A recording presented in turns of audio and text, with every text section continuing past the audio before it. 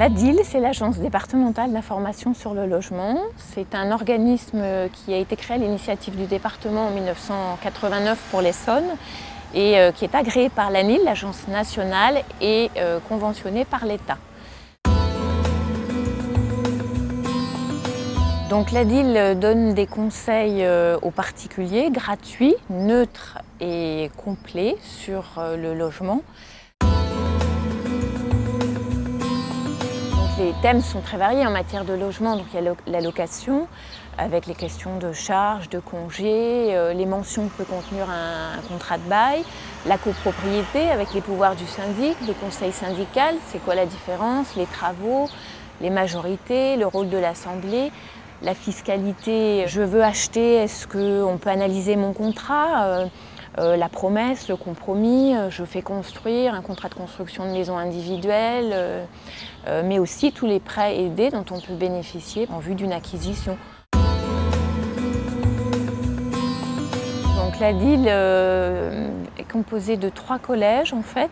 Il y a un premier collège qui regroupe les biens et les services, notamment la FNAIM au niveau du département, la Chambre départementale des notaires, des organismes HLM. Vous avez également un deuxième collège, ce sont essentiellement les usagers, les consommateurs, des associations type la CNL par exemple, FC Que Choisir.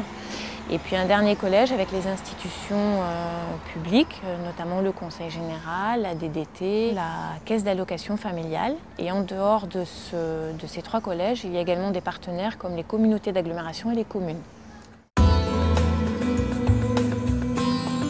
C'est ce qui permet la neutralité du conseil qui est donné et la gratuité, parce que du fait de la multiplicité des partenaires, le conseil peut être gratuit pour les particuliers, mais aussi et surtout d'être un observateur local des données concernant le marché du logement. En ce qui concerne par exemple la FNAIM, ça peut être des remontées en termes de prix du marché, que ce soit la copropriété et puis le marché de la transaction et de la gestion de biens.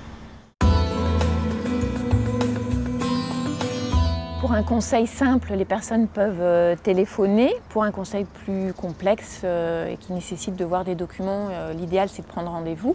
Et à l'issue de l'entretien, on peut remettre des petites plaquettes qui reprennent un petit peu tout ce qui a été dit de façon synthétique et claire pour le particulier qui est venu consulter. Donc en tapant ADIL et le numéro du département dans un moteur de recherche, la personne pourra accéder à toutes les informations en termes de lieu, d'adresse et de numéro de téléphone pour savoir où se rendre et qui appeler.